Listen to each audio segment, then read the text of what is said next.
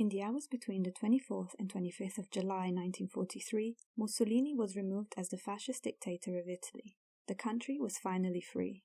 Upon hearing this news, the Cervi family, a family of farmers, decided to celebrate with a symbolic act, cooking pasta for the whole town. And so hundreds of kilos of pasta were cooked and served with butter and Parmesan cheese to those who wanted to celebrate the fall of fascism together. Now this might seem like the most Italian thing to do. You get some good news, you eat some pasta. Nothing strange.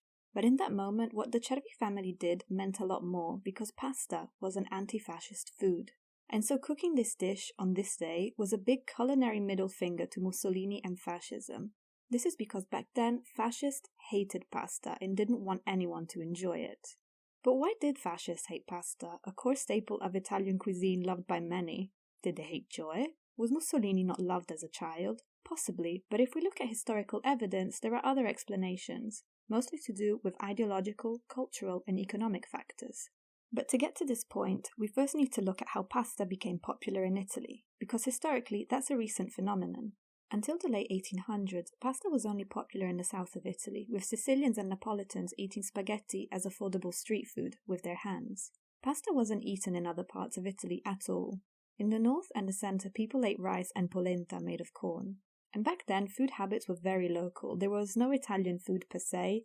In fact, the concept of Italian as a people and as a culture didn't really exist until well after the country unified in 1861. Back then, people identify with their local and regional culture. They were Sicilian or Tuscan, Venetian or Milanese. These cultural identities didn't really mix much in Italy, and neither did their food traditions. It's only once people from different regions of Italy emigrated to the US in the late 1800s and were living side by side in neighborhoods like Little Italy in New York that Italians started to mix and eat each other's regional dishes. And this is how pasta, brought over from southern Italians, was introduced to their compatriots. Everyone loved it and it became the symbol of this new, more unified Italian cuisine. Pasta then made its way back to Italy through Italians who returned from America. And by the end of the First World War, pasta became extremely popular all over the country. People couldn't get enough of it.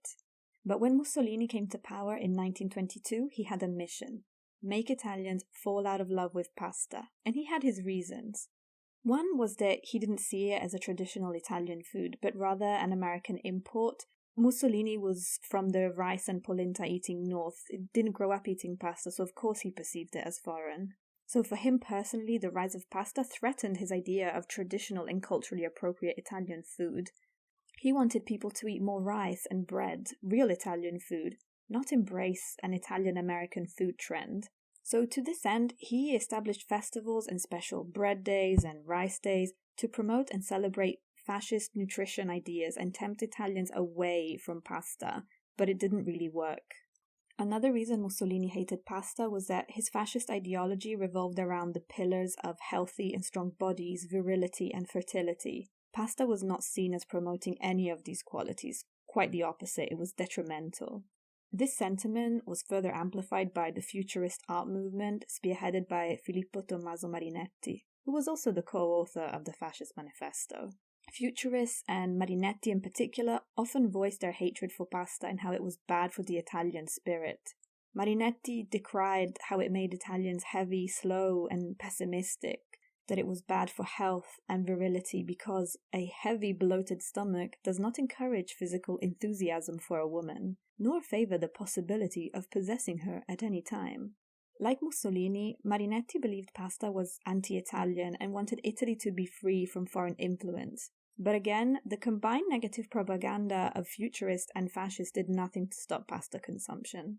And while promoting a traditional Italian food that helped virility was an important factor for Mussolini, I think the main reason he hated pasta was because the Italians' growing appetite for this new staple food threatened his vision of a self-sufficient Italy.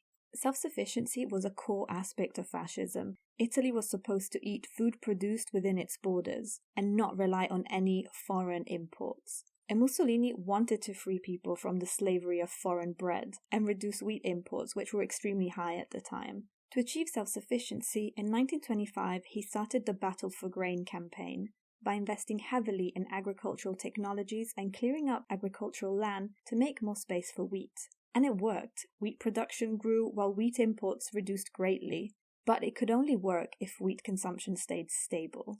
This meant discouraging people from eating pasta and instead tempting them into eating rice through propaganda. Following the battle for grain, for a brief period of time, Italians did eat less pasta, but not so much because the propaganda worked. It was more because wheat became really expensive. In fact, all food became expensive. The problem was that the land previously used for other food crops was now being used for growing wheat, so there was less food, which led to higher prices. And on top of that, Italian wheat was actually more expensive than foreign wheat at the time. But imports were expensive for Italy too. A combination of tariffs and trade restrictions on foreign goods in support of its self-sufficiency plan, combined with sanctions against Italy due to its brutal invasion of Ethiopia, meant that it couldn't benefit from lower prices. And this is the only factor that led to a reduction in pasta consumption. Online, you will find articles claiming that Mussolini banned pasta, but that's not true. He did his best through propaganda and strong words to convince people it was bad for them and the country, but overall his propaganda did absolutely nothing to change eating habits, and actually turned pasta into a symbol of anti-fascism and of Italy itself. And that's exactly why the Cervi family chose to eat pasta to celebrate the fall of fascism and the rebirth of a free Italy. And to this day, people all over Italy enjoy a plate of anti-fascist pasta served with butter and cheese on the 25th of July to celebrate the end of Mussolini's regime. I hope you enjoyed this video. Let me know your thoughts in the comments. See you next time.